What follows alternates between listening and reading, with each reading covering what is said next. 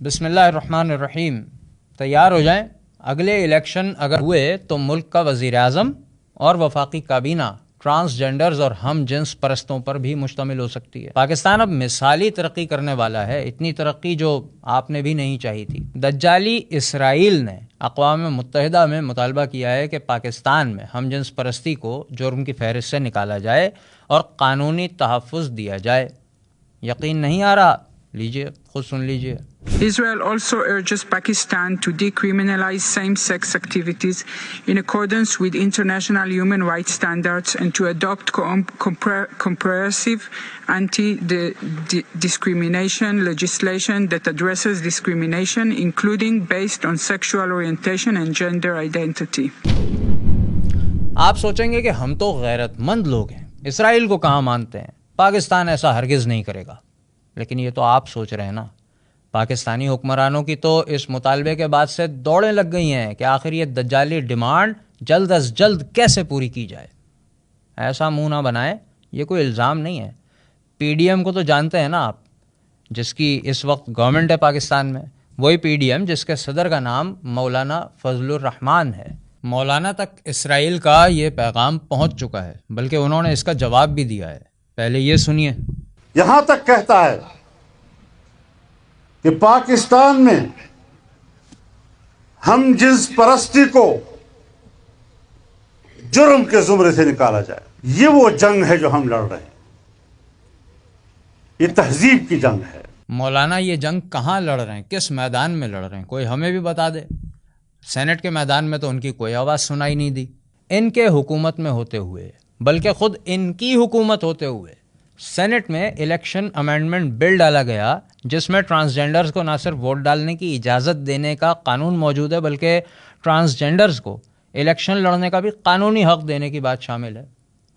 کیا کارروائی ہوئی سینٹ میں اور کیسے آنن فانن یہ بل پاس ہو گیا، خود دیکھ لیجئے.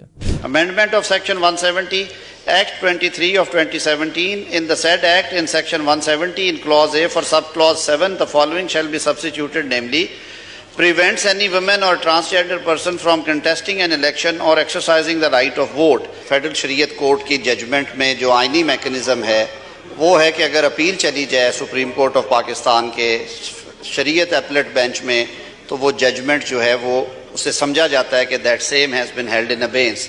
ایک تو میٹر وہاں پہ پینڈنگ ہے.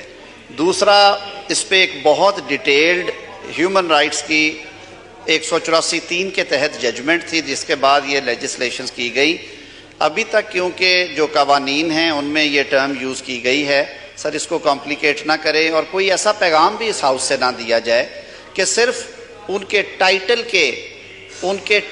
کے فرق کی وجہ سے یہ بات کی جائے کہ انہیں ووٹ ڈالنے کا یا انتخاب میں حصہ لینے کا حق نہیں ہے. The question is that the amendment as moved be adopted. All those in favor of it may say aye. All those against it may say no. I think the ayes have it and consequently the amendment is adopted. آج بھی عوام کی اکثریت یہ سمجھ رہی ہے کہ ٹرانسجینڈر شاید انگلش میں ہیجڑے یا خواجہ سرا کو کہتے ہیں، جو مظلوم ہوتے ہیں بیچارے، ناچتے گاتے رہتے ہیں. تفصیلات کے لیے شعور کے یوٹیوب چینل پر ہماری ویڈیوز دیکھ لیں، سب سمجھ آ جائے گا. فی الحال اتنا سمجھ لیں کہ ٹرانسجینڈر ہم جنس پرستوں کی عالمی کمیونٹی LGBT کی ایک اصطلاح ہے. یہ ایک خاص ٹرم ہے.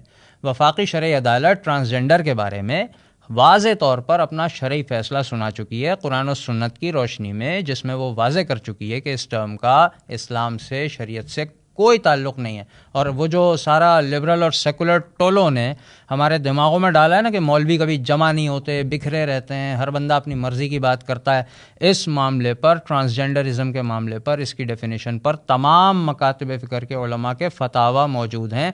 سب ایک پیج پر ہیں. عدالت میں یہ چیز موجود ہے، کورٹ میں بطور ایویڈنس جمع ہو چکی ہے. وہ جو بیچارے پیدائشی طور پر فالٹڈ ہوتے ہیں ان لوگوں کا ٹرانسجینڈر سے کوئی تعلق نہیں ہے.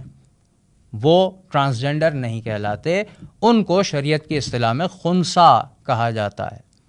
اب خود سوچ لیں کہ LGBT کے ماننے والوں کو اسلامی جمہوریہ پاکستان میں قانوناً سزا ملنی چاہیے تھی نا، لیکن مل کیا رہا ہے؟ الیکشن لڑ کر حکومت میں آنے کا قانونی حق. اور یہ مطالبہ کس کے احترام میں مانا جا رہا ہے؟ مسلمانوں سے سب سے زیادہ محبت کرنے والے، فلسطینیوں کو ہر دم گلے لگانے والے راتوں کو جاگ جاگ کر اسلام کی حفاظت میں ساتھ دینے والے اسرائیل کے احترام میں. ایسا لگتا ہے نہ حکومت ہوش میں ہے نہ عوام. یہ بالکل ٹھیک ہے کہ ہم ان تمام اسلامی جماعتوں کو سپورٹ کرتے ہیں جو پاکستان میں اسلامی اقدار نافذ کرنے کا دعویٰ کرتی ہیں، لیکن حکومت میں ہوتے ہوئے اگر صرف تقریریں کی جائیں گی تو یہ بات عقل میں آنے والی نہیں ہے.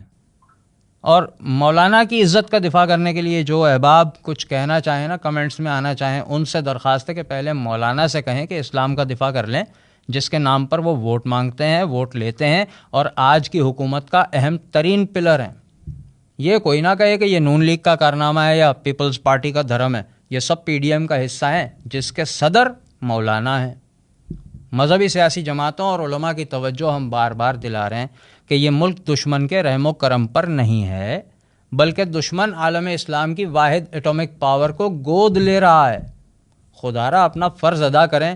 عوام آپ کی راہ تک رہے ہیں کہ آپ کب رہنمائی فرمانے کے لیے تشریف لائیں گے، یا پھر ہم اسرائیلی محبوبہ یعنی ٹرانسجنڈر گورنمنٹ کے استقبال کی تیاری شروع کر دیں.